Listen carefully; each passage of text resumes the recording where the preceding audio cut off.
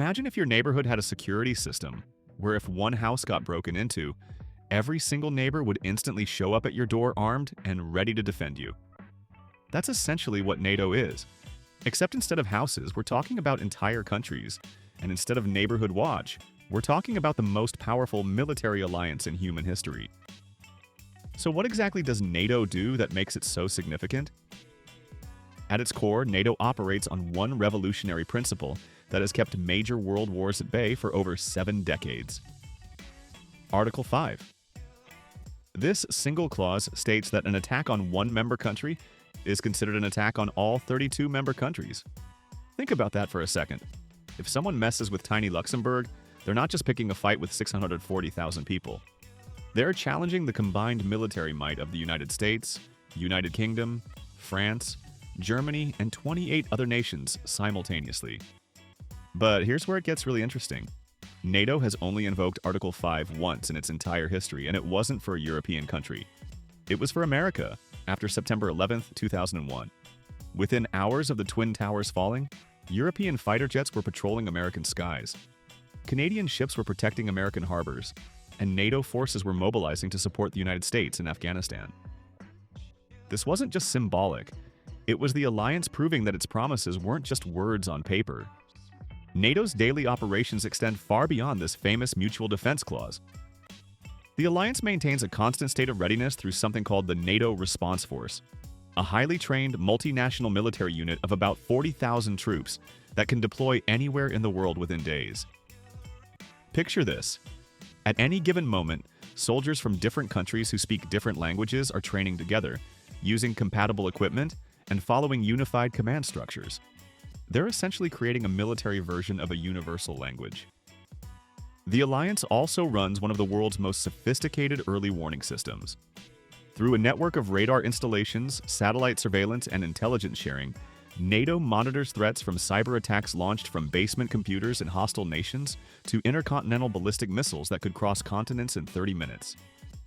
Every day, analysts from multiple countries pool their intelligence to create a comprehensive picture of global security threats. To understand why NATO matters today, we need to rewind to 1949, just 4 years after World War II ended. Picture Europe in ruins. Entire cities reduced to rubble, millions dead, economies shattered. But an even bigger threat was emerging from the east. The Soviet Union had just demonstrated its atomic capabilities, and Stalin's Iron Curtain was descending across Eastern Europe. Winston Churchill wasn't exaggerating when he warned about this new divide splitting the continent. The founding 12 countries, the United States, Canada, and 10 Western European nations, made a calculated gamble. Instead of each country trying to rebuild its military independently, they would pool their resources and create collective security. The genius of this approach becomes clear when you look at the numbers. In 1949, the Soviet military had over 5 million active personnel. France had 600,000, Britain had 700,000, and the other European allies combined had maybe another million. Separately, they were vulnerable. Together, with American nuclear protection, they created a deterrent that even Stalin couldn't ignore.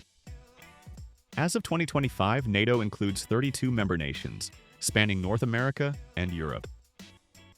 3 of those are nuclear powers, France, the UK, and the US, adding a deterrence backbone. NATO's expansion tells the story of the Cold War in reverse. The alliance started with 12 members in 1949. By 1955, West Germany joined, sending shockwaves through Moscow. The 1990s brought the most dramatic expansion. Former Warsaw Pact countries like Poland, Czech Republic, and Hungary didn't just want to join NATO, they were desperate to join. These weren't countries being forced into an alliance. They were nations that had lived under Soviet occupation for decades, and they saw NATO membership as their insurance policy against ever experiencing that again. 3 more, Bosnia, Georgia, and Ukraine, are still queued up for membership. Today's NATO looks radically different from its Cold War predecessor. The alliance has expanded from 12 to 32 members, with Finland joining in 2023 and Sweden's membership starting in 2024. This expansion isn't just about numbers, it's about geography. NATO's eastern border now sits just a few hundred kilometers from Moscow, a reality that shapes every strategic decision the alliance makes. The evolution from Cold War Defense Pact to Global Security Alliance happened gradually, then suddenly. NATO forces deployed to the Balkans in the 1990s to stop ethnic cleansing. They patrolled the skies over Libya in 2011. They trained Afghan military forces for 2 decades. Each mission expanded NATO's definition of what threatens alliance security, transforming it from a purely defensive organization into something much more complex. NATO's influence extends into areas most people never consider. The alliance operates on a principle called interoperability, essentially ensuring that a German tank can communicate with an American helicopter, which can coordinate with British infantry, all while being resupplied by Canadian logistics units. This isn't just military efficiency, it's social engineering on a massive scale. When soldiers from 32 different countries train together regularly, they build relationships that transcend national politics. The financial dynamics of NATO reveal fascinating tensions within the alliance. The famous 2% rule requires each member to spend at least 2% of their GDP on defense. And in the Hague Summit, members committed to ramp up defense spending to 5% of GDP by 2035, with 3.5% on core defense and 1.5% on related costs like infrastructure and aid to Ukraine. Because, according to NATO, Ukraine's security now counts toward alliance spending.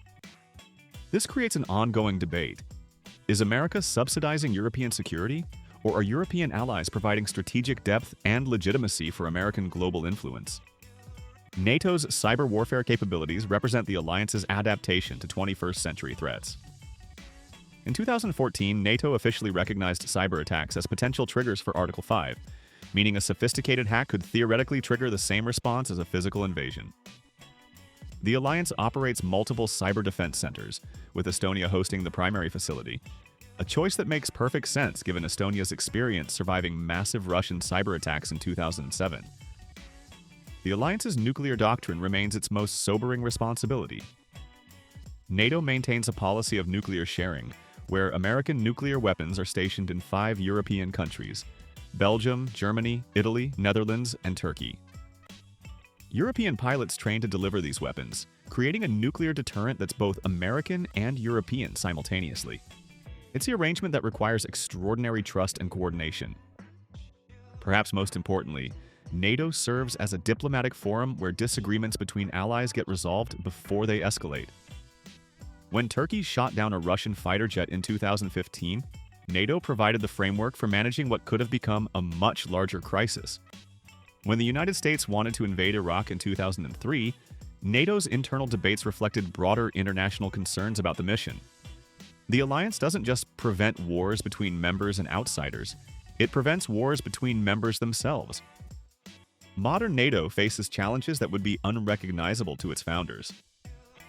Climate change is creating new Arctic shipping routes that Russia claims, forcing NATO to develop strategies for the far north.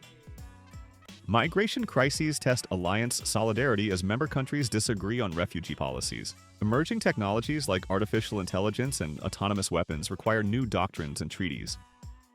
The Russia-Ukraine conflict has reinvigorated NATO's core mission in ways nobody anticipated. Member countries are rapidly increasing defense spending, with Germany announcing plans to reach the 2% target for the first time since the Cold War.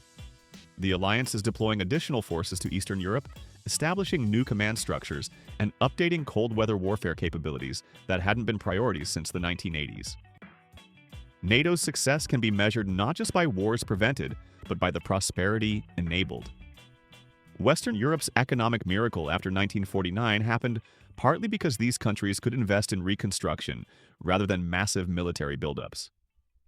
The European Union itself might not exist without NATO providing the security umbrella that made economic integration possible. Looking forward, NATO faces the challenge of remaining relevant in a multipolar world where China's rise changes global dynamics, where technology evolves faster than treaties can be written, and where the nature of warfare itself continues to evolve. But after 75 years of adapting to new realities while maintaining its core mission, the alliance that started as 12 countries promising to defend each other has become something unique in human history. A voluntary association of democratic nations that has successfully deterred major warfare longer than any previous military alliance. The next time you hear about NATO in the news, remember that behind the acronym lies one of humanity's most ambitious experiments in collective security. Proof that former enemies can become allies, that small countries can influence superpowers, and that sometimes the threat of overwhelming response is enough to keep the peace. Thanks for watching. What is your favorite NATO action? Like and subscribe for more global facts and breakdowns.